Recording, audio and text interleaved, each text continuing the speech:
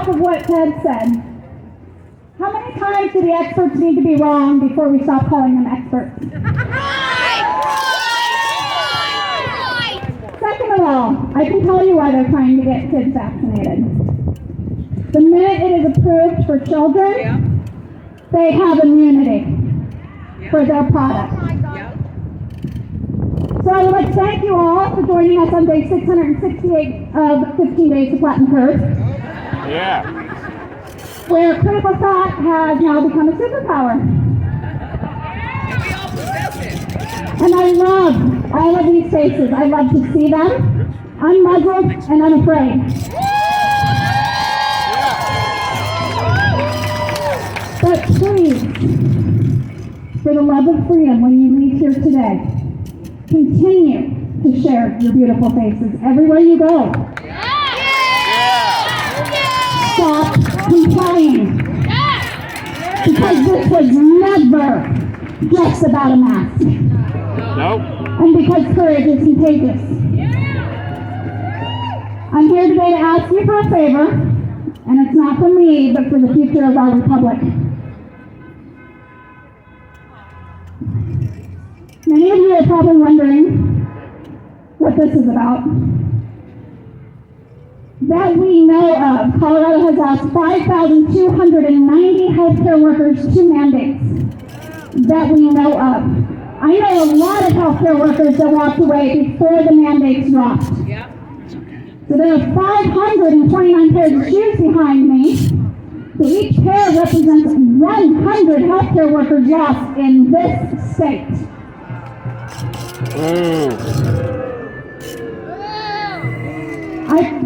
Like I said, I personally know several that left because of the mandates. And how many do we not know of? We have lost critical law enforcement officers, 911 operators. I had a friend the other day. We're sorry, 911 is not available at the moment. We've lost firefighters, nursing home staff, teachers. The list goes on and on. Long-term disability claims are skyrocketing, and deaths between the ages of 18 and 42 are up by 40%. Self-harm among young girls is up by 52% in the last 2 years. These mandates will lead to system collapse if allowed to continue, and one must ask if hospitals would be overwhelmed, as reported, if they weren't in fact short-staffed. Currently, please listen very carefully here. Currently, unvaccinated COVID-negative healthcare workers are being fired while their vaccinated counterparts are allowed to work, even if COVID positive.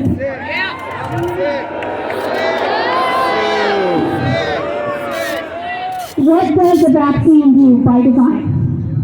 Not that this is a vaccine, and it's also not gene therapy. Words matter. Therapy implies benefit. This is not benefit, it's gene manipulation. But a vaccine by design tampers with your immune system.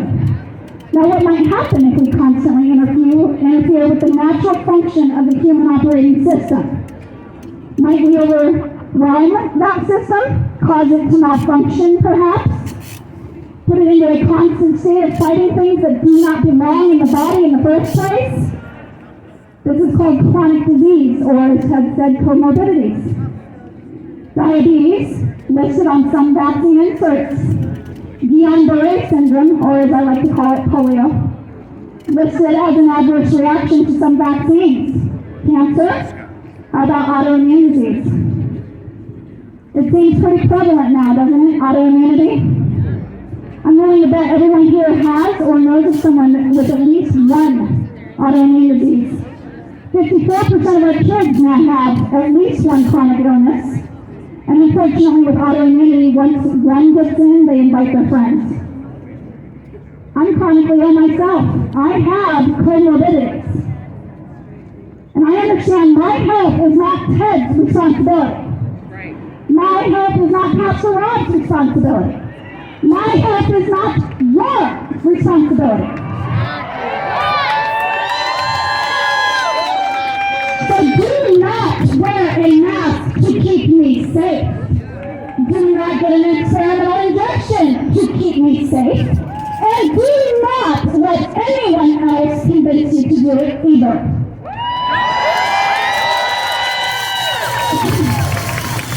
Many vaccines are made using aborted fetal tissue.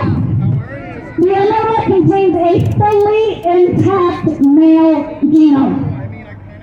And fetal cells are so primitive, they mutate 100% of the time. You cannot be pro-life and pro-vaccine. Full stop. Right. Please do not just attend this rally and then go home and wait for the next one. Public education is crucial if we are going to win this war. And I don't know about you, but I need to be able to tell my children that I did not remain silent.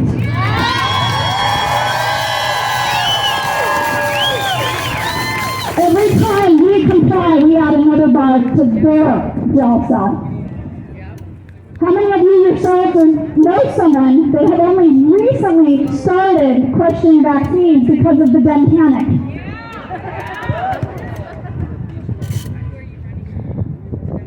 I want you to think to yourself what caused these questions. For me, I started questioning when I developed chronic illness, and then another, and then another, until I had 6 diagnoses and I just quit going to the doctor. We all need to understand there is no money in well people, there is no money in dead people. The money is right in the middle. And what a racket. Doctors are being unduly influenced by industry-sponsored education and industry-sponsored drug trials. They are incentivized to prescribe and poke, and if they poke, illness follows, and there you have a lifelong customer. It really is wickedly brilliant marketing. Inject disease, expect disease. I want you to have faith, though. Hearts and minds can be changed. I once thought anti-vaxxers were a plague upon society. I realize now most of them did vaccinate. They did exactly what the herd asked of them, and when something went horribly wrong, that same herd abandoned them. And the manufacturers have immunity. So now these parents have vaccine-injured or dead children, and society has cast them aside. And worse than forgetting about them, they are mocked, ridiculed, and called crazy. So please, before you leave here today, hug an anti-vaxxer. I promise they do not have cooties. Also of note, a 9-year-old girl was recently detained in New York for being in a museum without her papers. She is unvaccinated. Where is the outrage? Did I mention that she is black? Where is BLM now? We are currently facing the civil rights issue of our time. This is not an issue of Democrat versus Republican, black versus white, straight versus gay, or even vaxxed versus unvaxxed. This is the human race versus evil and wickedness.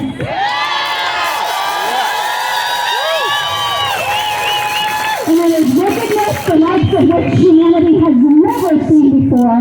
And the only way to win this war, yes, this is a war, is to convince the population that this absolutely is about civil rights. We have a duty to our children to fight this war and win it for them. The time to be shy about being an anti-vaxxer is over. Stop prefacing statements with, I'm not an anti-vaxxer, but I got news for you. You decline one. Whether it be the flu vaccine or your 19th COVID booster, you are an anti-vaxxer. There is no more time to be silent. And some of you may think, but Boris Johnson just said they're ending all restrictions, and the U.S. will follow. No. This is all about turning the screws, and if you turn too tight and too fast, they will break.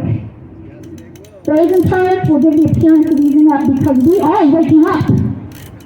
If we get complacent, it will be all that much easier for them to usher in the next phase. And complacency is precisely what got us here in the first place. Tyrion Lannister said, when the show was so good, you tear out a man's tongue, you are not proving him a liar. You are only telling the world that you fear what he might say. Social media, politicians, alphabet agencies, and the mockingbird media have only figuratively torn out our tongues. They accuse us of spreading misinformation. And I know I'm preaching to the choir here today mostly, so here's my ask. First of all, I lied. I'm going to ask you two things. The first thing is volunteer for your Republican candidates. How many candidates do we have in the audience today? Give a shout out.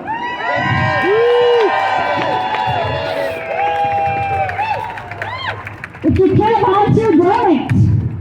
Every election cycle, the Democrats outwork and outraise Republicans, and it has become abundantly clear which side supports health, freedom.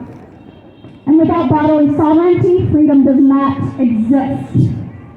Next, I want you to plant seeds everywhere you go. Engage with people. Talk to the person handing you your coffee. Ask your mass cashier if their employer is ever going to let them breathe again. Ask the guy that just changed your tires if he's sick of this crap yet. To some of you, this may seem a daunting task.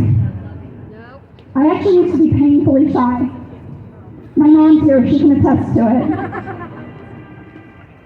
The first time I gave testimony in that building, I could hear my heart beating in my ears and I thought I might faint. Each time gets a little bit easier. So all I ask is that you step 10% out of your comfort zone. And then the next time, 10% more. And pretty soon it will get easier and easier.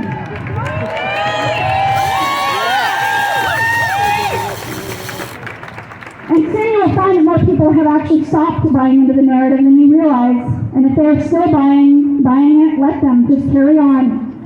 What are the chances you will actually see this person again? And just maybe someone else will water the seed that you planted. And then that person will have the superpower of critical thinking as well.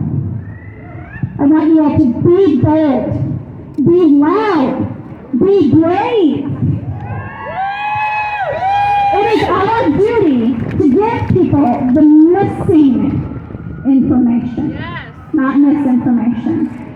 And this absolutely is the hill that I die on, and I will not go gentle unto that good night.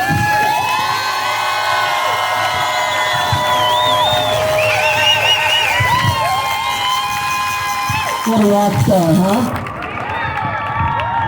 All right, when Andy and I were planning the timing of this, she and I both promised we wouldn't take more than 7 minutes. So we totally blew that out of the window. So, you guys, we have the steps here until 3:30, and we have some amazing, amazing speakers.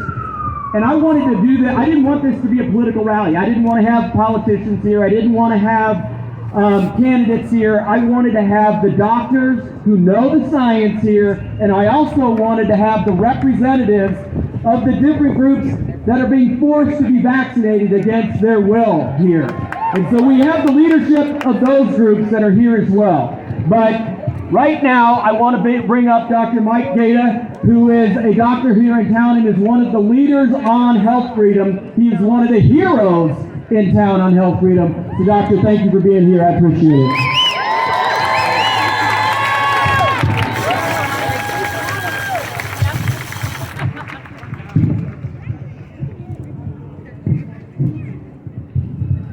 Hello, my fellow Americans. Hello. I've had a family practice in Chinese and functional medicine for the last 31 years. I got involved in this fight 28 years ago when I treated my first vaccine-injured child. And my commitment to health freedom has only intensified since then. I think it is clear, I think we know here that my nuts are swollen. I think we know here that this COVID fiasco is not about health. It's not about a virus, is it? No. It's about what? Control. Control. Now once you lose it, it's hard to get it back. And so this whole scenario has been formulated for that one purpose. After the divorce, I started dating, and I was at dinner one night, and my date said, I don't know anything about vaccines, but what's with the coercion? Why are they forcing people to do this? Why have my friends lost their jobs because they didn't get an experimental injection? What's going on with that? Why is this happening? Well, there's two main reasons. One is unfortunately, to reduce the population and make those that remain ill. The second reason is to introduce world totalitarianism, world communism, which is not a surprise given the origin of the virus in the Wuhan lab. We know this. And you know what? They faked everything. Everything we've heard is a lie. I think you know that. In Italy, the land of my ancestors, they revised the mortality number down 97%. Yeah, exactly. Only 3% of that original number died from COVID. 97% died with COVID. Only 3% died from COVID. The CDC here did the same thing. 94% with 4 comorbidities. And guess what? If we look at the data, the counties, states, and countries, entire countries, that have allowed people to be adults, make their own choices, like Florida, like Texas, like Sweden, guess what? They've got the best data, the best stats, the least illness, the least hospitalization, and the least death. So everything has been oriented to this time. It's all about one thing. It's not about treatment, it's not about prevention, it's about the vaccine, which isn't a vaccine, as was pointed out. This is genetic manipulation. And so there's effective treatments available, both natural and pharmaceutical. All of this has been suppressed to stoke demand for the vaccine. Now this is our time. This is our time to take a stand, because it's gotten bad. The last time we got this bad was around 1939, 1940. Something similar happened. The world was facing global tyranny. From the National Socialist Party, remember, nothing good comes of socialism. The National Socialist Party in Germany, known as the Nazis, led by Adolf Hitler, threatened to introduce world tyranny. And you know what? It failed. You know why? Because life wins. God wins. Always. This is a war. It's a war between good and evil, between tyranny and freedom, and this is our time to stand up and make it right. Back in the 1940s and World War II, it looked pretty grim. There were two reasons why Hitler failed, primarily. One is he underestimated the Russians. He thought they would just cave. He was wrong. The other reason he failed, 2 words, the United States. Yes! We said it right. We saved the world from tyranny, and we will do it again. Yeah! And we will do it again now. Yeah! We don't have another shot. This is it. As a New York rabbi said about Israel, this rabbi in New York said, the Israeli government is finishing the job the Nazis started by handing the whole country over to Pfizer. Yeah. Every injection failed. What was the solution? Add a booster. They're on their 4th booster now. And contrary to what our not-so-awesome governor and president have said, this is not an epidemic of the unvaccinated. If we actually have the honesty to look at data, most people are getting sick, hospitalized, and dying are the fully vaccinated. These mandates, as we know, are unscientific, dangerous, and immoral. Now, as of last Friday, 1 million people have been reported injured or killed from these experimental injections, including 22,000 people killed by the genocide shot, with only 1 to 20% being reported. So let's just take a moment and honor those who have fallen.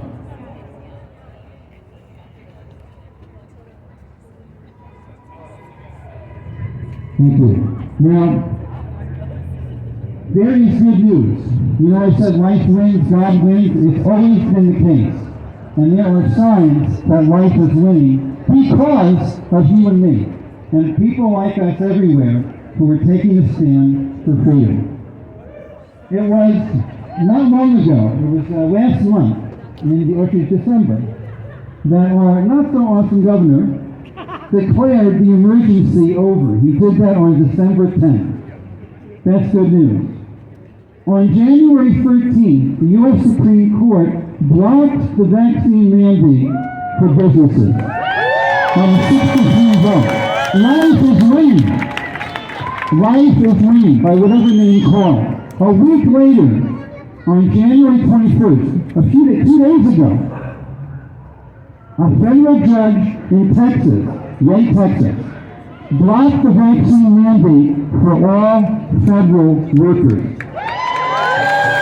Life is winning. Life is winning. And as a teacher of mine used to say, running with God is a majority. They got us into this mess by scaring people. So we must walk unafraid. If you're afraid, they've won. All of this nonsense is happening. Intelligent people just stop thinking when they're afraid. We must walk without fear. Right now, at this moment, 50,000 people have gathered in our nation's capital in Washington, D.C. to end the vaccine mandate. Life is winning. We have the truth on our side. We have the science on our side. We have the evidence on our side. We have the data on our side. We have ethics on our side. And we have God on our side. Life is winning. Over 1 million people a month are leaving Facebook and other bogus social media censored platforms. The beauty of capitalism. People want to be free. We now have like a dozen other social platforms to get together on. Yeah. That's a beautiful thing. It is. So what do we do? First thing is do not be afraid. Second thing is get informed. And then we must not obey.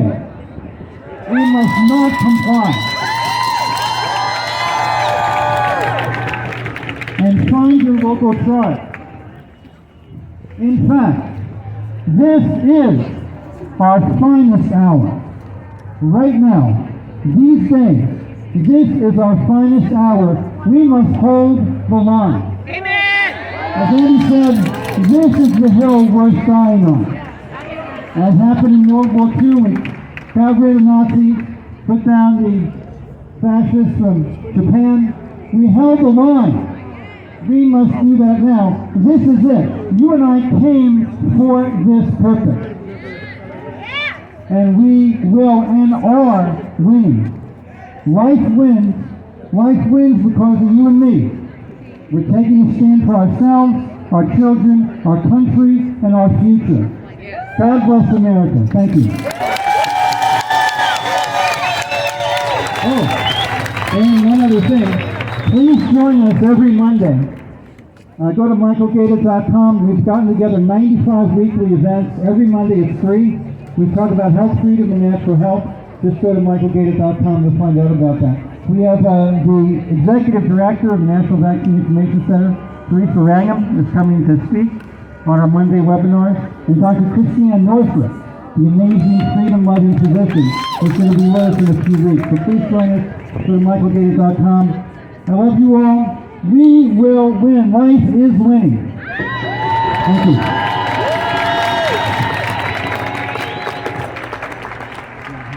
I'm running late, and it's awesome. Every speaker up here has been amazing. God bless you guys. One of the most amazing parts about putting this together is people came out of the woodwork that I'd never met before, that are incredible leaders in this movement. And the next speaker is somebody who I just love to death. She is a doctor from one of the biggest hospitals in the area, but she won't let me say which one because she's afraid of the repercussions.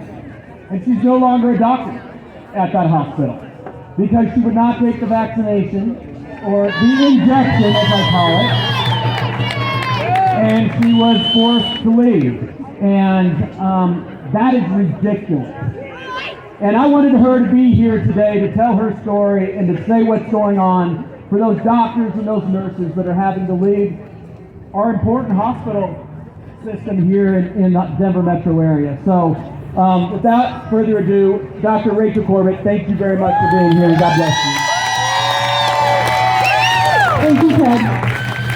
And thank you all for being here. This is really, really important, and you already know this because you are here. My name is Dr. Rachel Corbett. I'm a member of the Colorado Healthcare Providers for Freedom. I have practiced medicine in Denver for over 30 years.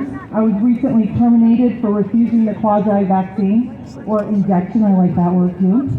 Despite having documented natural immunity, my religious exemption was declined. I offered to have bi-weekly or weekly testing. I went to telemedicine, and still they terminated me.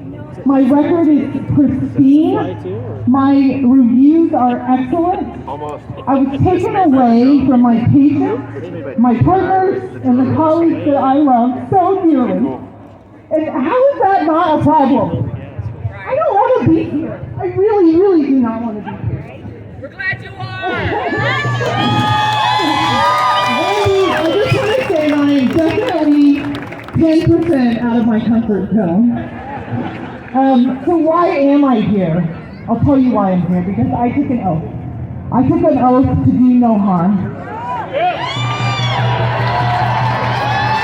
I'm here because there's not consensus among scientists and the medical community, only the illusion created by censorship. I'm here because natural immunity is superior. There are risks of the vaccine and the injection, and they are being minimized. Early treatment absolutely saves lives. It is immoral to coerce, manipulate, and mandate an experimental injection. I am here because I deeply, deeply care for you and for humanity. Listen, I'm not here to bash medications and vaccines. They play an important role. And it's just not a one-size-fits-all. It's the doctor-patient relationship that is sacred, that is a balanced decision, and it is not to be infringed on by anyone. And this might be where I lose rapport with you, but this is why I'm a doctor, because I tell you the truth. I'm not here to bash, because everyone is to blame for the situation that we're in, aren't we? All of us. If we were healthy, if our society was healthy, if our society was healthy mentally, physically, emotionally, and spiritually, COVID would have been a little bleak. It would have been nothing. So it's so easy to blame others for not taking responsibility. It's our addiction to comfort and ease, to take a pill rather than do the hard work, to eat, as you said, Ted, earlier, crap, not exercise, our addiction to social media, sensationalism, our addiction to drama. And the one that I am most guilty of until all of this happened, apathy. That was what I was so guilty of. Just get to know your local representatives. They actually do care. They do. After doing this, they do care. Listen, this is not about vaccines, and this is not about mandates. This is about a loss of respect for our bodies, a loss of respect for our community, a loss of respect for our fellow human beings, and a loss of respect for the beautiful green orb that we all live in. How in the world do we get out of this mess? Well, first of all, when you're in a hole, stop digging. The boosters do not work. Recognize that fear and coercion and manipulation are unprincipled and will not be accepted. Build a force field around you against fear.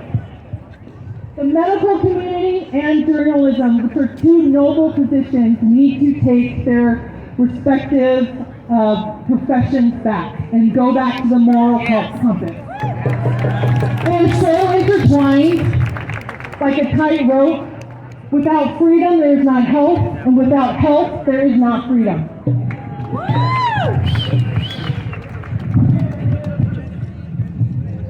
And this is probably the most important thing that I'm going to say, and I really, really want it to resonate with you. This is about diminishing our power and creating a false illusion of separation. By wielding fear as a weapon, by manufacturing ideas such as them versus us, this is a divide and conquer at play, a chess game. Because they know, and we all know, that we the people are the most powerful force.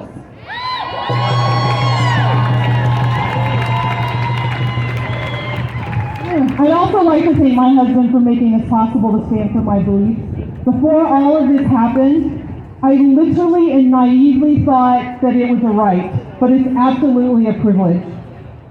I also want to thank the really true heroes in this, and the true heroes are the practitioners and the providers that are actually prescribing early treatment.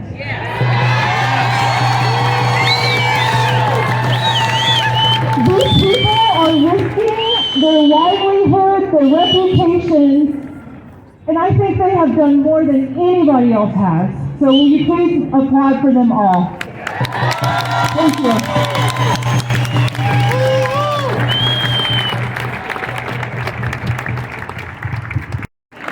Dr. Rachel put together some amazing doctors to come and join us today, and one of them, she's a doctor, so she had a medical emergency she had to go deal with. And I'm so bummed she's not here because she is one of those heroes that she was talking about. She has served over 4,000 patients with ivermectin. Only 4 of them had to go to the hospital, and one of them passed away. Out of 4,000 patients that she was able to work with, and she couldn't be here today because she had to go do her job. God bless her. But another one of those heroes is a doctor that works in God's country, where I live, Douglas County. And he lives in God's country, Douglas County. He's been an internal medicine doctor for 32 years. He's worked at Skyridge Hospital and Swedish Hospital that's not in Douglas County, but pretty close. And when Rachel asked if he could speak, I was like, amen, bring him. I'd love to hear from him. And I thought we'd get this, really buttoned down, sophisticated CEO type at the big hospitals in the state. And now I get this guy in a white t-shirt and a long goatee. God bless him. Dr. Ed Carrier, please join us. Thank you very much.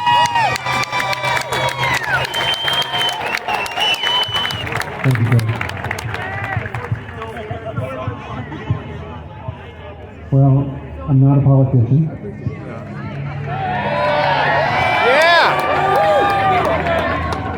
But I am a doctor. And first I'd like to apologize on behalf of my profession for any of you who have had adverse reactions with your primary care doctors, whether they made you feel ignorant or uninformed or whatever for not taking the vaccine. It's not our job. It's our job to give counsel and to give information, and what they did was wrong. And I apologize.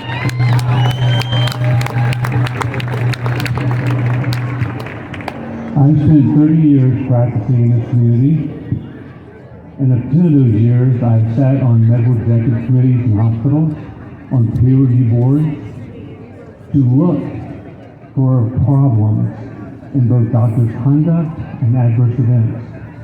Why? It's a noble thing to do to pick up things early before little problems become big problems. We have the same thing for vaccines. It's called the VAERS system, right? Vaccine Adverse Events Recording System.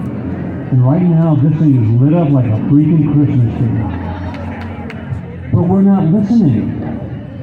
I mean, proponents will say that, well, it's not all because of the vaccine. Well, maybe not, but that's not the purpose of the system.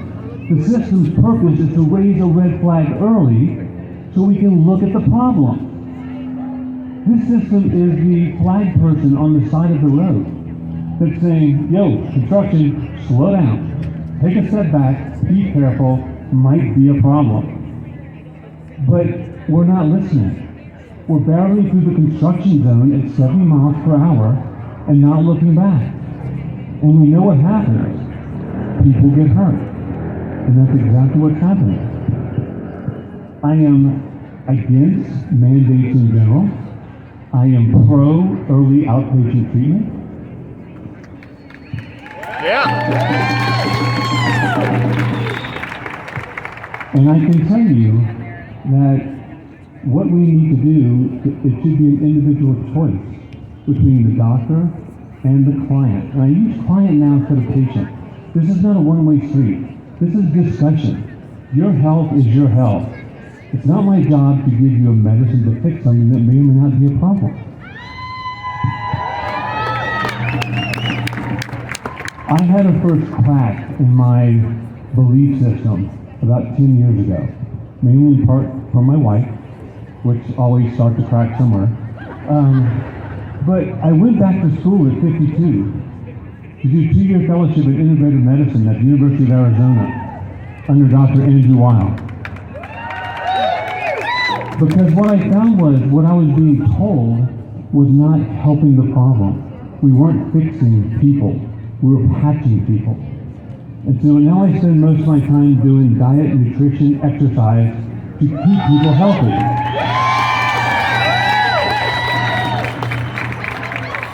%80 of people admitted to the hospital with COVID are overweight or obese. 76% admitted to the ICU are vitamin D deficient.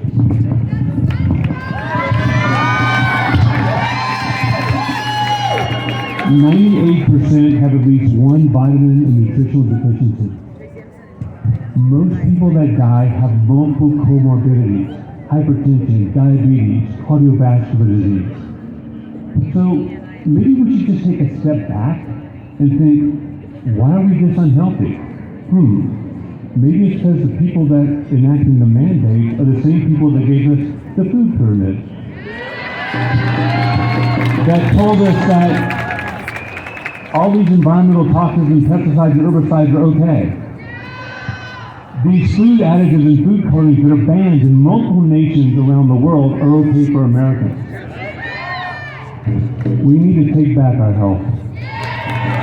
With personal responsibility, I took a note, and that oath said, do no harm. But I'll tell you one thing. We have been polarized to the point where it's very dangerous.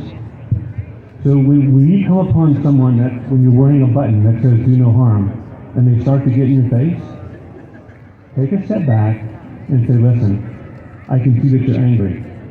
I can see that you're scared. I'm angry and scared too. Let's talk about it. Stop the process. Thank you.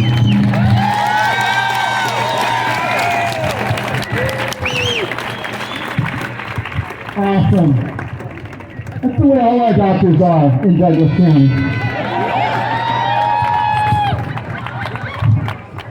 All right, so when I first thought about putting this together, the reason why I wanted to put this together is because of the guy that works on the first floor right here, Jared Polis, and what he's doing to his state employees that work for him. And he's forcing them to either take the vaccine or lose their job. He is blackmailing his employees to take a dangerous drug, a drug that might violate their moral convictions. We have a ton of state employees that are in the audience right now. Raise your hand if you're a state employee out there. God bless you for being here.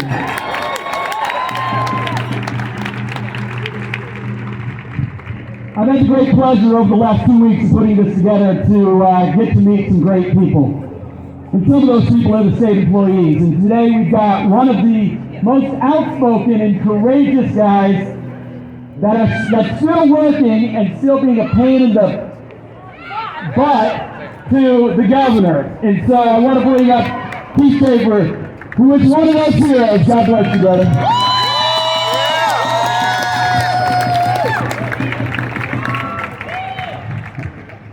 I want to thank Ted Harvey for allowing me to speak today. It's a great honor. I'm here today on behalf of the 30,000 state of Colorado employees. Thank you guys for coming up here.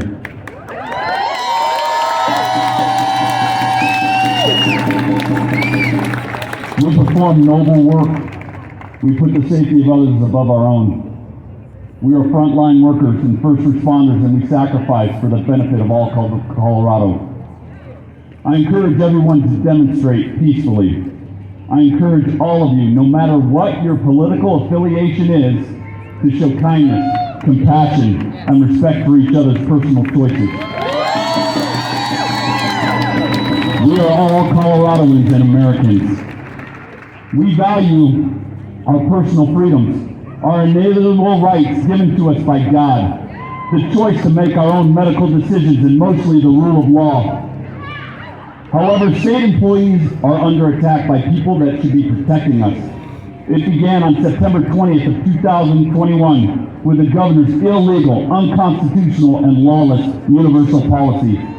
This policy mandated that every employee that chose not to take the experimental drug injection and made their own personal choice divulge their personal medical decision. It requires them to wear masks and subject themselves to involuntary serial testing twice a week. This is discriminatory and violates medical privacy, Colorado, and federal laws. This illegal and lawlessness is then carried out by authoritarian appointed directors in each state division. They began and are still doing this by isolating, discriminating, bullying, intimidating, and coercing every employee that disagrees. Unfortunately, they have succeeded in terminating the employment of faithful and productive employees that their only grounds for dismissal was that they wanted to have their own choice in their own medical treatments. Even now, it is expanded to blackmailing state contractors, consultants, vendors, and suppliers, and subjecting them to give their private medical choices and information of their own employees or be subject to termination. This is the purest form of fascism. But we are not alone, and there are patriots in the state system. I call them patriot warriors. And we are organizing, sharing ideas, and pushing back on the tyranny inflicted by this administration. We will not comply with the blatant lawlessness under the guise of a policy. And if you'd like to join, my name is Keith Schaefer. I'm at keithschaefer@gmail.com, and you can enjoy the information that we provide and share. We're also on Telegram called the Colorado State Employee Patriots. Under this administration, there is nothing but hypocrisy. In addition to the universal policy, the governor has implemented and endorses equity, diversion, and inclusion known as EDI, or better known across the United States as critical race theory, or CRT. This tragic comedy is that the EDI policy states that the Department of Personnel and Administration, DPA, quote unquote, foster and support inclusive, anti-discriminatory workplaces, and as an employer, the state is committed to non-discriminatory policies and providing equitable opportunities. The governor doesn't even abide by his own policy beliefs. Talk is cheap. But now we're going into an election year, imagine that. On December 12th of 2021, the governor stated that the COVID emergency was over. However, he has not removed the universal policy or mandates in our state. He will say one thing publicly on mainstream media but does not have the fortitude to eliminate his own failed policy. Again, talk is cheap. This administration has deceived all of Colorado since March of 2020 by stating that this is the pandemic of the unvaccinated, that masks work to stop the spread, that 6 feet of separation works to stop the spread, that the vaccination will stop the spread, that our hospitals are overrun with the unvaccinated.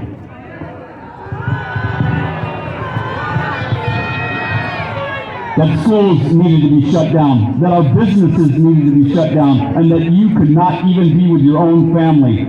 All of the aforementioned have been thoroughly debunked through actual science and published peer-reviewed studies.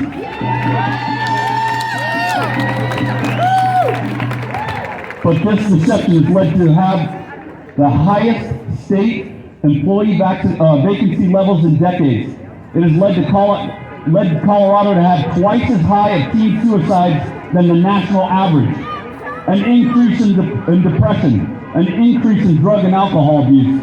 Colorado has had the most nursing home deaths in the nation. It has allowed the governor to accept unvetted, untested illegals from the southern border and from Afghanistan into our state. It has allowed this administration to sole source contracts with your taxpayer funds. It has allowed non-voted on tax increases labeled as fees. It has allowed flawed GHG policies to be adopted, and it has allowed election laws to be broken. All of this erodes trust, confidence, and safety in Colorado. It jeopardizes the services provided to our constituents. It raises taxes, raises unemployment, reduces commerce and productivity, and undermines Colorado, the Constitution, and most importantly, the rule of law.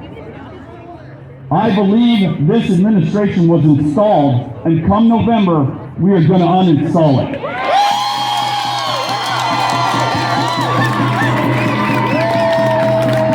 And it is going to take everyone's vote. But to do this, as it's stated previously by other speakers, it's going to take a unified effort. The other side is organized, it's funded, and committed to undermining freedom, personal choices, and taking this country to failed socialism. This means that conservatives and people that believe in the rule of law are going to have to choose their involvement.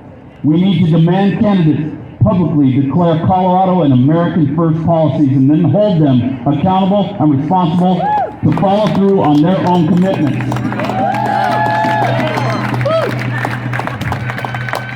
I get upset when I hear the talking heads say, you need to fight, but never give examples. So here are some examples that we need to do to get active. Find a group to get involved in. Get active in your own local politics and run for office. Get active in your local school board and the decisions made for your children. Because just this past Friday, a Denver public school called Centennial School for the Expeditionary Learning is going to teach BLM's 13 guiding principles, including the disruption of the nuclear family. You need to join your child's PTA group. You need to volunteer in local, state, and federal elections or join the election committees in your area. Participate in local, state, and federal primaries and volunteer to be a delegate. The caucuses are March 1st. You need to peacefully protest against tyranny, discrimination, and lawlessness. But you all need to support freedom, personal choices, the Constitution, and mostly the rule of law. My journey started when I got censored on a business platform for telling the inconvenient truth. But I will never live kneeling to a draconian lawlessness, but I promise you I will live standing in dangerous freedom and liberty. And this is so I can look my family, my wife, and mostly my children in the face and say that I gave my last breath and fiber of my being to defend American liberty.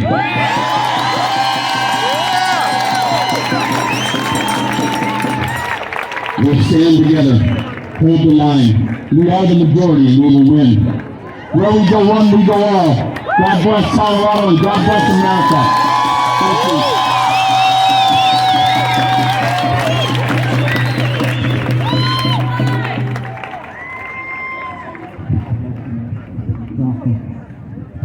At That's why we're doing this, right?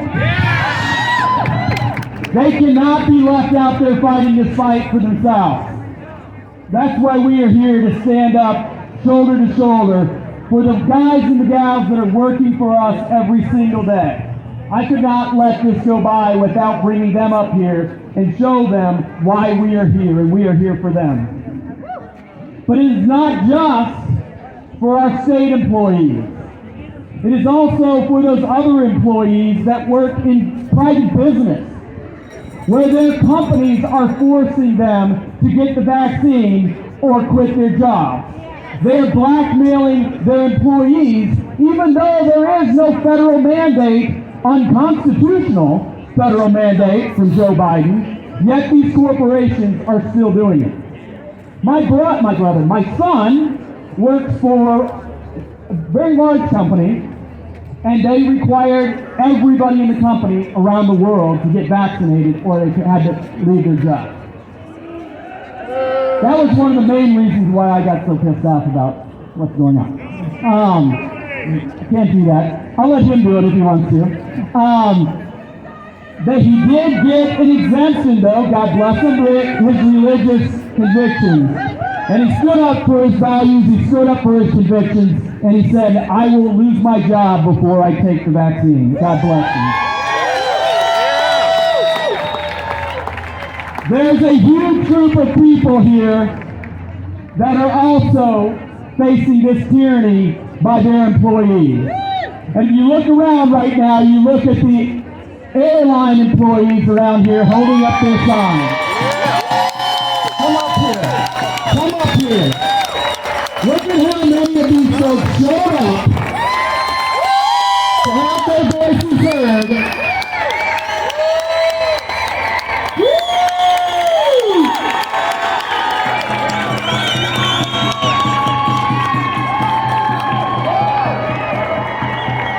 Employees from the airlines that take you and I all across the country, and their employers are telling them that they have to get the vaccination, the injection, or lose their job.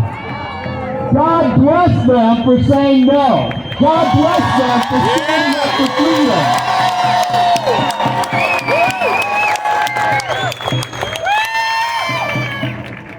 I was looking for Sandy. Here she is. Whoa. Sandy is going to come up and talk on behalf of all of these folks. And you thought the other speakers were firecrackers? Here you go. God bless you. Thank you for being here. Hey, everybody! I just want to give a couple shout outs. I want to say, God bless America!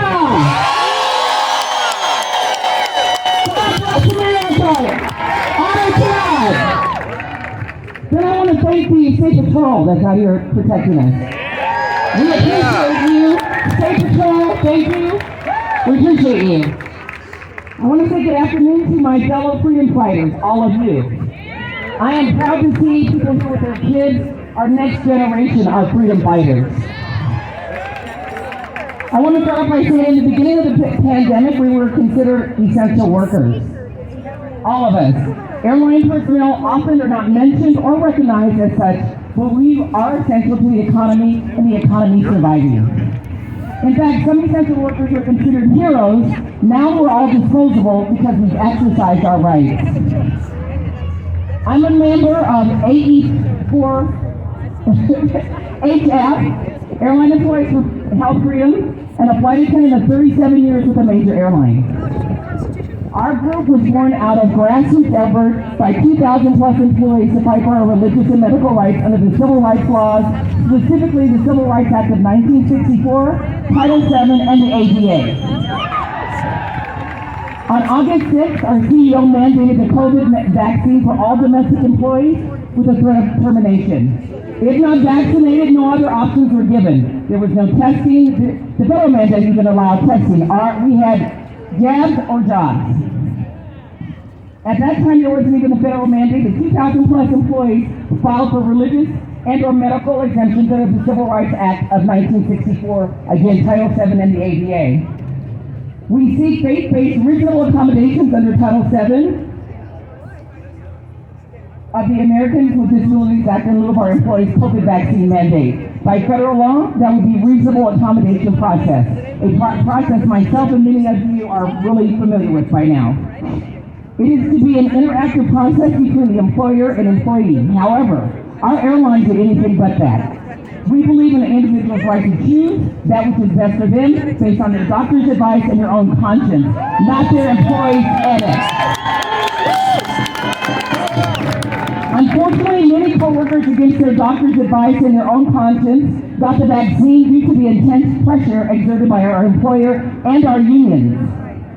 Judge James Hove would eventually identify this as a crisis of conscience, that intense inner struggle when one has, while contemplating violating one's faith versus losing one's job and all the accompanying hardships such as the inability to feed one's family.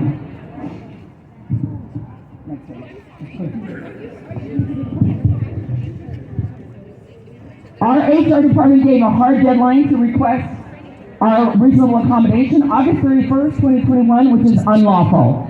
Our HR then presented fiery hoops for the employees during this process, such as requesting documents to validate your religious beliefs and sign documents from your doctor regarding your health. Again, unlawful.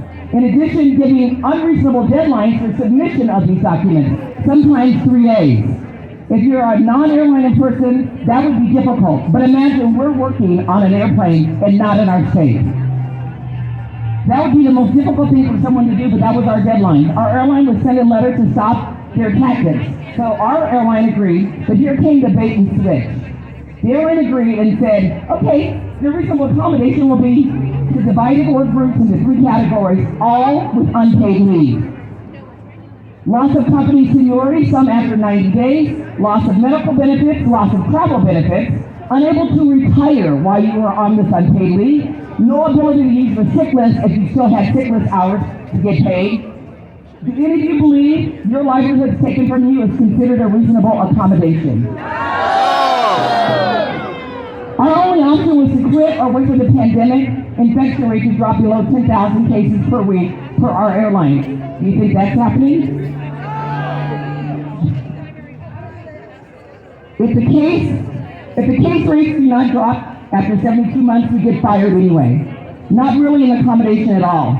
Meanwhile, Omicron or Omicron is raging through the airline. Contact tracing has been halted and worker shortages abound. Our CEO recently reported that on one day, this is the CEO who has a fully vaccinated airline, a full third of their co-workers at the Newark hub were out sick, vaccinated. And if any of you were traveling over the holidays, this past holiday season, our CEO's fully vaccinated airline was put to the test and failed miserably.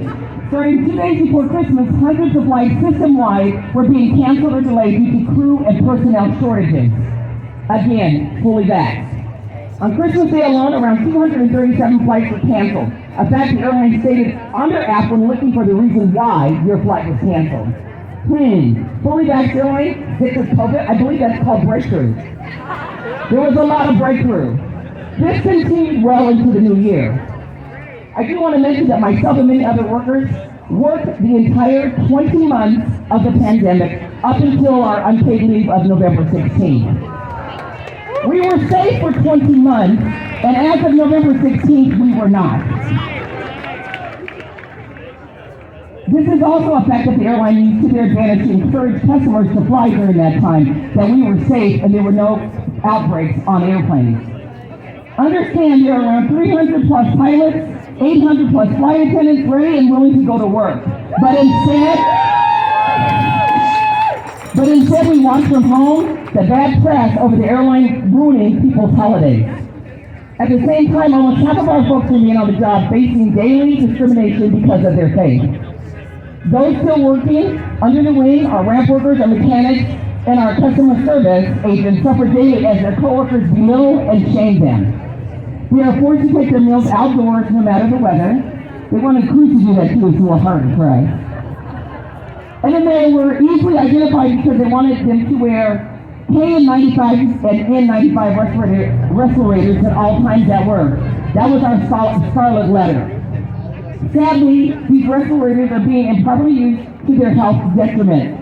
Several have passed out and required medical attention, including hospitalization, but our employer continues its retaliatory and punitive policy, hoping all will merely quit or acquiesce to the jab. Our airlines, also no other major airlines are going forward with that mandate and are working with their employees to find an agreeable, reasonable accommodation. There have been at least 2 airline CEOs that have publicly stated unpaid leave would not be an option, but not our airline. I love flying, I love my coworkers. However, I will not sacrifice my belief.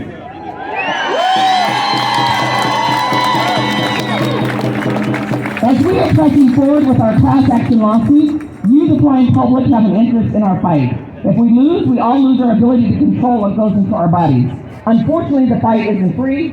We need help. First and foremost, we need your prayers. To arm our lawyers and our leaders with the armor of God. We will win. Through the case law we establish, our victory will help strengthen all employees' rights.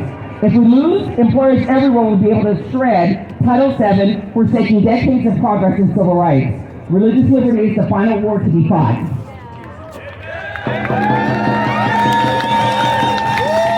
Title VII states that employers cannot discriminate based on race, ethnicity, gender, or religion. Yet those of us of faith, no matter our religion, are continually discriminated against without even the slightest concern.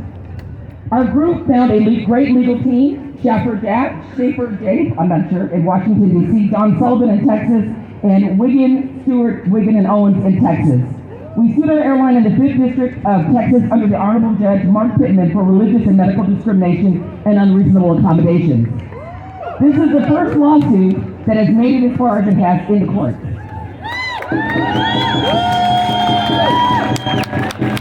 We were awarded 2 temporary restraining orders. Unfortunately, our request for a preliminary injunction was denied. Our airline began terminating employees soon after the preliminary injunction was denied. Our airline also put many of the reasonable accommodation employees on reasonable accommodation unpaid leave. We are currently awaiting a ruling from the 5th District Court of Appeals on our irreparable harm appeal. Please pray for that. Either way, our case will continue forward as a class action of about 2,000 employees. In closing, no corporation has the right to force you to violate your faith or your medical autonomy. Stand with us, visit ae4hf.org, and help us fund the fight for our nation's future.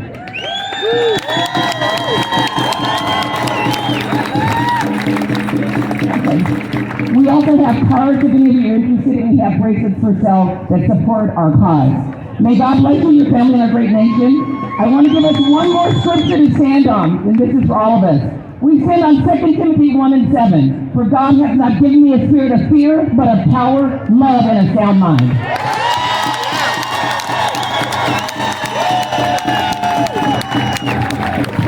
Again, God bless you. God bless America. God bless you. And God bless all of you all for standing up. And we're standing with you.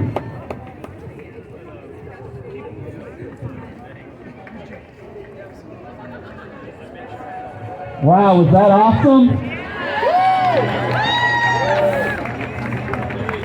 To get that big of a group to be here is pretty cool. You know, I was telling you about my son. I got to tell you how proud I am. He applied for a religious exemption because he was passionate about this issue. And he found out this week that they were going to dock his pay $25 a week to take a test. 24 years old, right? He's not going to die of the virus, and he's not going to get anybody else sick that isn't going to get sick anyway, because the Omicron virus is going everywhere. But they're taking $25 a week out of his paycheck. That's $1,300 after taxes every year. And this is what he said. He said I wouldn't be taking much of a stand if there was no cost to taking the stand.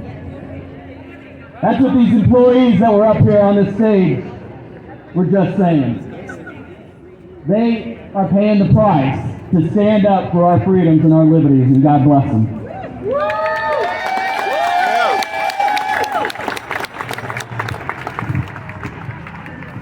one of my brothers in the fight that we have fought a lot of fights together over the years in politics is not only a great attorney here in town, but he's also one of the most influential conservative talk show hosts in town. And he agreed instantaneously to be a part of this rally, but he also promoted it over and over and over and over again on his show. And I couldn't thank him enough for helping us, because some of you wouldn't be here today probably if it wasn't for Randy Corcoran. So Randy, thank you for being here. We appreciate it. God bless you.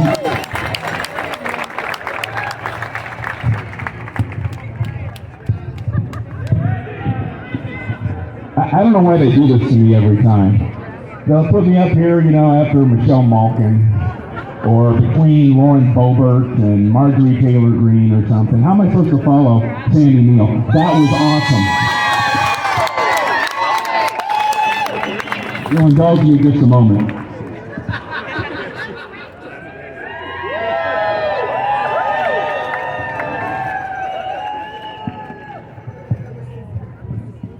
Shoot, I was taking a picture of myself. No, I'm kidding. Look, guys, you'll be glad to know that they asked me to limit my remarks to 30 to 40 minutes, so we'll have you out of here by dark. They don't invite attorneys, but I guess when they sent out the invitation to build depopulation gates, or Anthony, I am the science Fauci, he was unavailable this afternoon. And boy, am I glad about that. I want each and every one of you to just take a deep breath right now. Just take a second. Take a deep breath. That is the smell of liberty coming back to America. It's tainted with a little marijuana, I get it, but you understand the point. You are part of a movement right now. There are rallies like this going on around the world.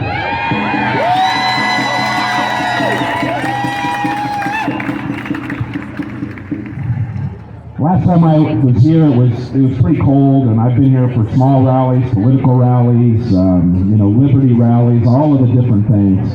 It has never been more important to be standing up for each other and standing up for America than it is right now. So thank you so much for coming out.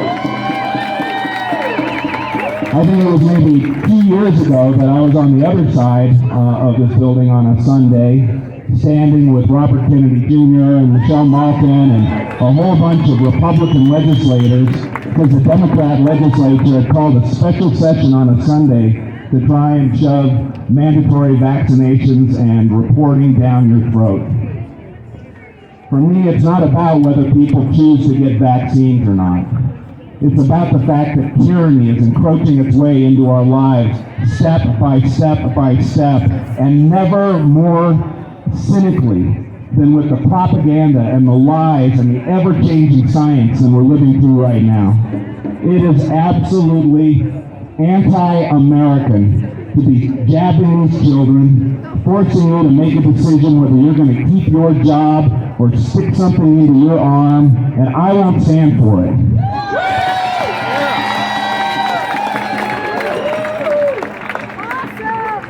I wasted $3 today that I will never get back on a Denver Post, because I heard that they had a whole story about treatments for COVID, and I wanted to see how they dealt with it. So I read through the thing, and they talk about Paxlovid, which targets some enzyme in the spike protein or whatever and tries to kill it. Monoclonal antibodies, which, as you know, are almost possible to get, and you have to take them through an IV in your arm. Remdesivir, which is having its own problems, and requires 3 days of intravenous transfusion. They also mentioned something called molnupiravir or something, which introduces mutations into the virus and renders it ineffective. I think Democrats have been using that in the Democrat Party for a long time. But out of all of those things they listed, there was nothing there about a Z-Pack, about boosting your own immunity, about hydroxychloroquine or ivermectin. And that's disgusting to me, because after 2 years, we now know that these things, when taken early, especially in healthy people, can keep you from being sick for very long and keep you out of the hospital, and there's no question about it anymore.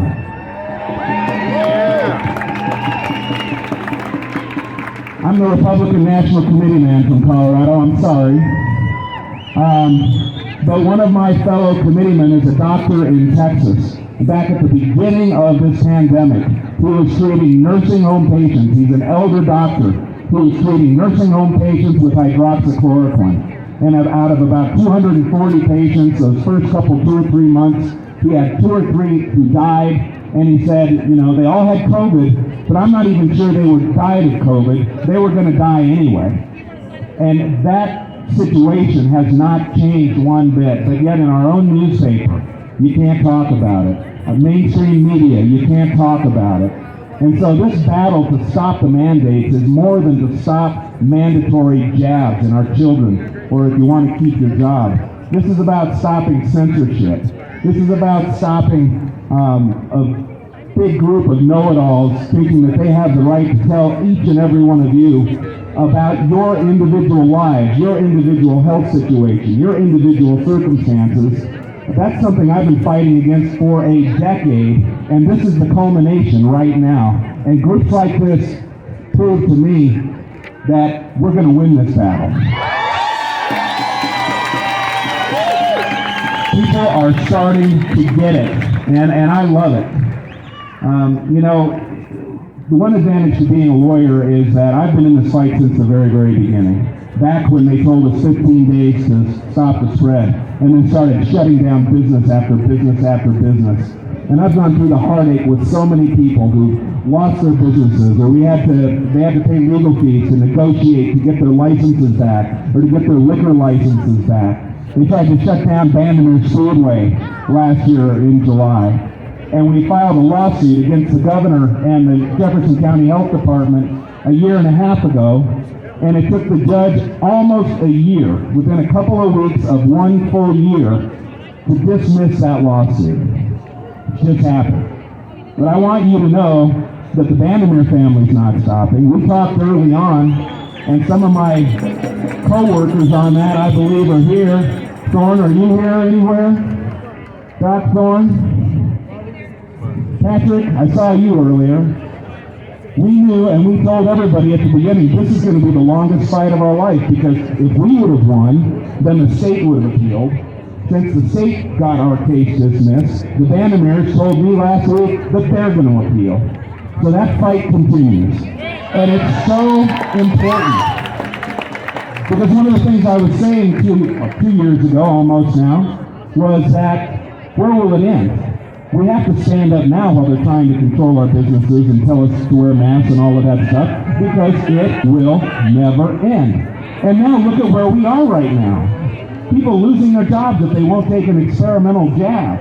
Kids being forced into it. Part of my practice is representing parents who are standing up for their own children. I literally have parents, typically divorced, who are on different sides of the mandatory vaccine. One wants to vax, the other one doesn't.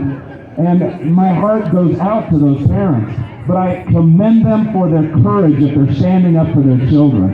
And I commend the children for dealing with this nonsense. It's such a horrible thing that we're doing with our kids. I've had people in this state who are tasked, they're called guardian ad litem, who are tasked with protecting children. Try to remove a foster baby from a loving home with young, healthy parents, nurse training, especially with preemies, because those young, healthy parents would refuse to get vaccinated.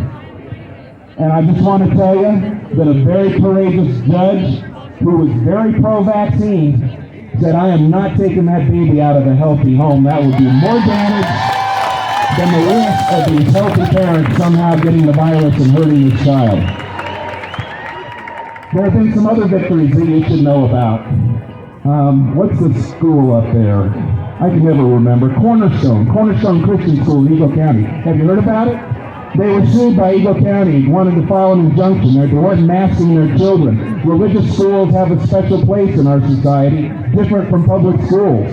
So they hired us, and we fought back against the county. And not only did the county drop their motion for temporary injunction, they've now dropped their entire mask mandate up in Eagle County. We've got the same fight going on in Larimer County with the Resurrection Christian School, a pastor by the name of Jerry Esselman. I praise and pray for pastors like Jim Carr of Cornerstone and Jerry Esselman of Resurrection, and of course, my good friends, the Vandermeer family. The fight is going to win. We're going to win the fight. There's just no doubt about it. If you need help in any way, if you're getting pressured with your job, if you're in a situation, if you want to talk to me about my own experiences, it's so easy to reach me. You can send an email at our radio station at 710knus.com.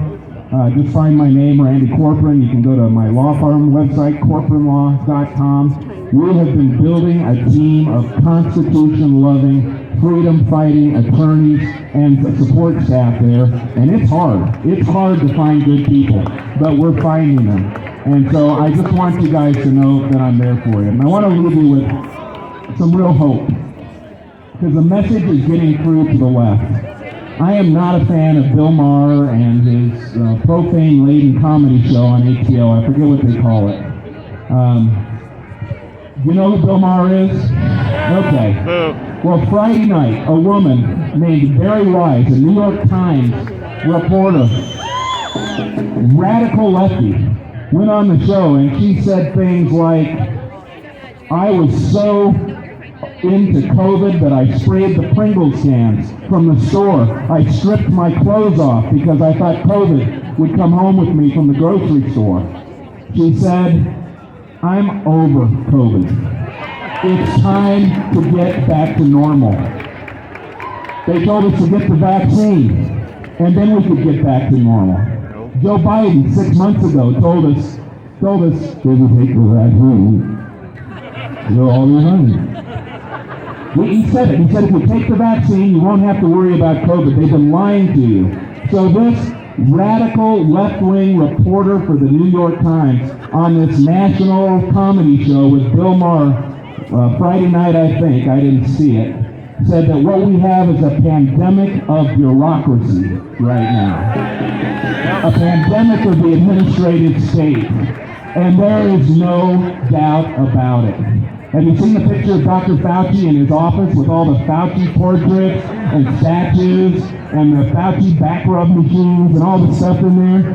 The biggest narcissist in the world, making the most money of any official in our federal government, over $400,000 a year, more than the President of the United States, has become a multi-millionaire by controlling science. And we're done with it. It's over. It's finished.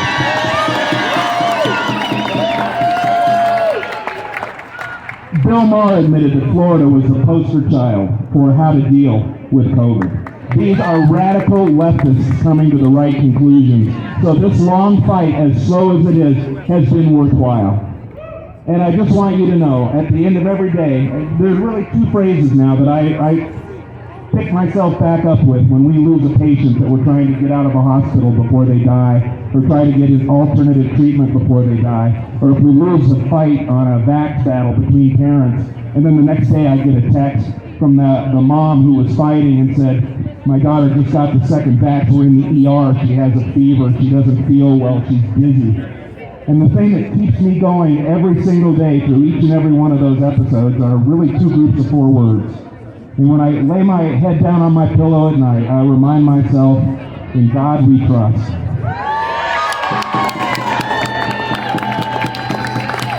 And when I wake up every morning, I remember the most important rule of war ever given by a Republican, a guy named Ronald Reagan.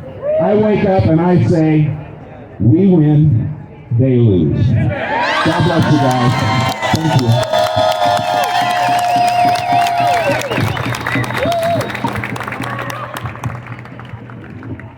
What a patriot, huh? He's been fighting this fight on the airwaves, and in the courts. God bless him. I want to take a little bit of time right now to honor some of the other activists, the grassroots activists that have been standing up and fighting for this fight since the very beginning. They have been doing yeoman's work behind the scenes and here at the Capitol for 24 months fighting for your freedoms. And one of those people is Julie Formby. I almost said somebody else's name. Julie Formby, and I wanted to bring her up and have her talk to you about the group that she's been running this entire time called Keep Colorado Free and Open. So thank you very much. Thank you so much. It's a beautiful view looking out there, seeing all your smiling faces today. Thanks for coming out. You guys are holding the line, and we have to continue to hold the line. This is your booster shot, being here today. The only one that you need, yes. Mutual encouragement to continue to stand. So keep doing it. If we don't do it, we'll have a world that looks like this. You have 2 good kidneys for the greater good. We're going to take one of those and put it in this person over here who doesn't have one. Your 90-year-old mother, you know, she's never had a chronic illness in her life. She's not on any prescription meds. For the greater good, we're going to have her donate some blood so that we can take her antibodies and share those with other people who need them for the greater good. She doesn't have a choice, though. Our healthcare system's overwhelmed for the greater good. We're preventing you from having more than 2 babies. There's a limit now. What about your child that's recovered from COVID? Oh, we need to do a stem cell transplant from your child to somebody else's child that had COVID for the greater good. This is where we're heading if we don't hold off these mandates. It's disgusting. And you guys are all holding the line, and I want to encourage you to continue. And Keep Colorado Free and Open is standing with you to continue to stand.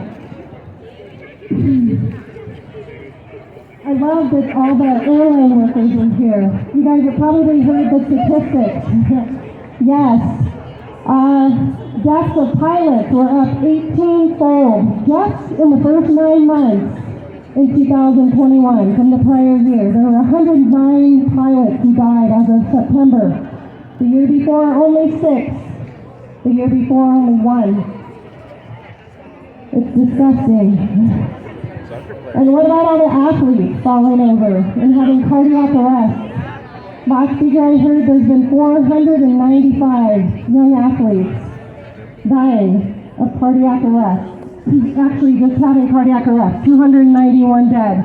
I mean, how many times have we seen athletes collapse on the field like we are now? It's someone every single week, multiple times.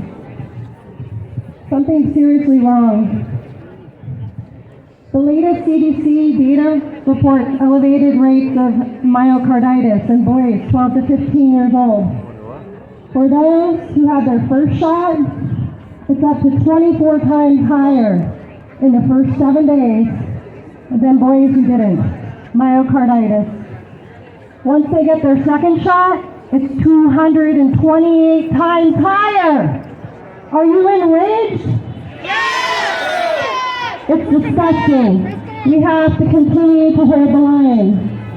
Thank you for the people who have been willing to sacrifice their jobs and say no.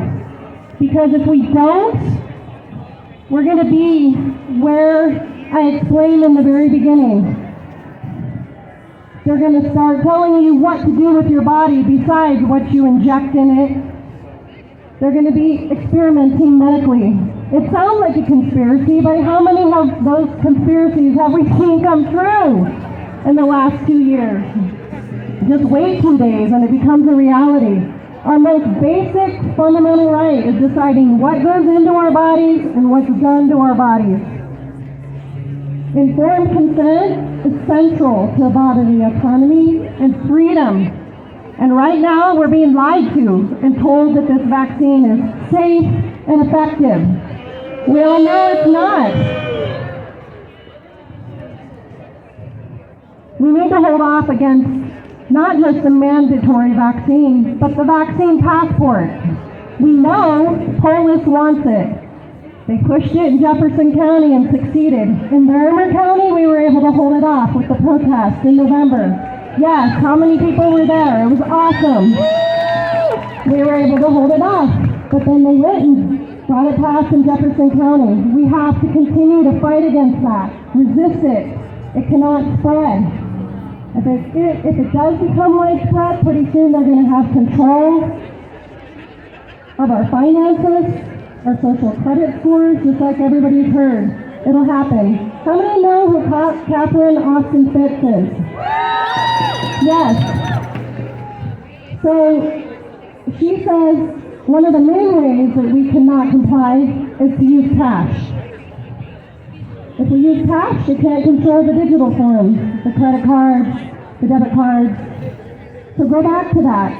If Keep Colorado Free and Open, we're forming parallel systems. We're forming local currencies. We're forming barter systems. We're encouraging people to use cash. Join us. Do the same thing. Build parallel systems. So let's talk about licensing. When the government takes your right away to do something and then sells it back to you, that's called a license. And at that point, it's a privilege, and they can take it away. We say enough. With Keep Colorado Free and Open, we're encouraging businesses to form private membership associations. We have groups of doctors and nurses that are forming private medical associations. Yes. I'm encouraged to hear Make America Free Again doing the same thing. Join up with them. Join up with us. We'll connect you with others who are doing the same thing. You know, you don't need a license to practice medicine. I shouldn't say practice. To support someone's health, right? It's a contract between you and me. And if you have a medical degree, you know what you're doing, I can contract with you. You can do surgery, you can do whatever. We can tell you how to do that. Randy Corporation's office, they help form private medical associations and private membership associations, so you can talk to him as well. We stand up against the vax buses that come to schools. We speak out at school board meetings, Board of Commissioner meetings, Board of Health meetings. Continue to stand. Don't give up. This is your booster shot of encouragement. Come join us. Go to keepcofree.com and join our cause. Thank you for coming out. Continue to stand. Be encouraged.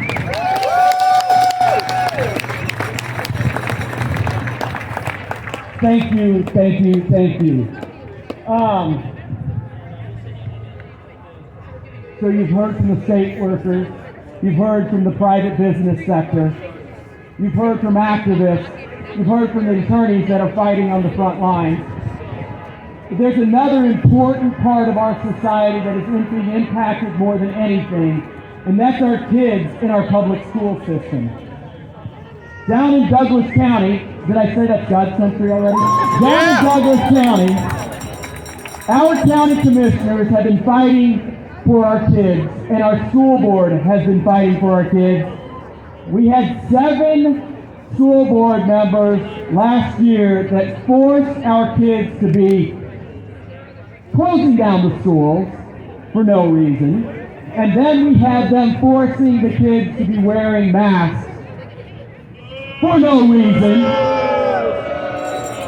And some activists down in Douglas County started putting together a campaign, and we took out 4 of the 7 school board members. So now, God-fearing, patriotic, science-believing school board members got elected, and we've taken over the school board again.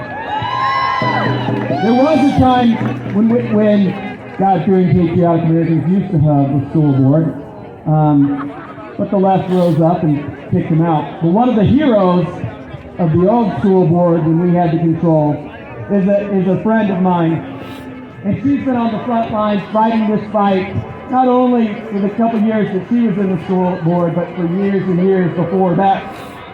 And I want to bring her up.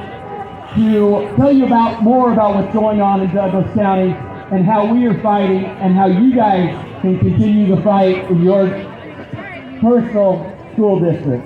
So Julie, come on up here. Thank you. Thank you, Chris.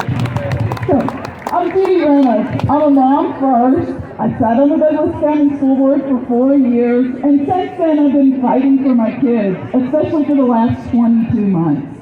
22 months ago, I had a senior in high school, a senior in college, and a freshman in high school. 22 months ago, I thought, that, like the rest of us, that we had, 2 weeks to flatten the curve to keep our hospitals from being overrun? 22 months ago, and we're still fighting for our kids. Our kids are in trouble. They're not okay. They told us they were resilient. Oh, it's okay. They'll be all right. Our kids aren't all right. If your child needs mental health care in this state, there's not a bed or a practitioner that can see them.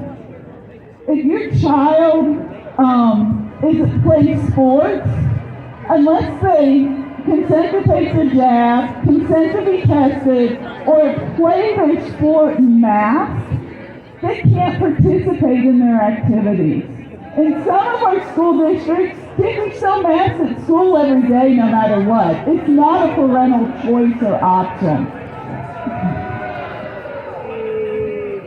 And our kids are suffering. We see that our youngest of our children, those that basically don't ever remember going out in public and not seeing a face in public, are number one, terrified to see those faces, and number two, it's not only damaging them socially and emotionally, it's damaging their intellect. There's a recent study that came out that said the IQs in preschoolers have dropped 20 points in the last 22 months. Our kids are suffering. Our job as adults is to protect them, not to have them protect us.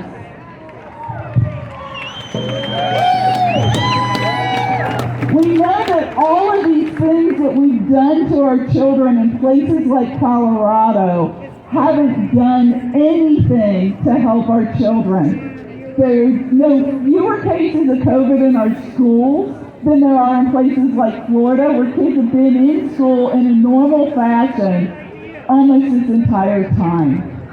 We know that our students need normalcy. They need to not be afraid to see faces. They need to see people's faces in order to become good learners. Because when they're learning to speak, and when they're learning how to interact with other human beings, our faces are the most vital part of that interaction. So what we need to do is stand up for our children, not have our children stand up and be the barrier for us. I encourage every single one of you to find a place to get active. Whether that's showing up at your local school board meeting, writing letters to the editor, writing your local school board members, showing up at health department meetings. These people need to understand that our children need us to act on their behalf.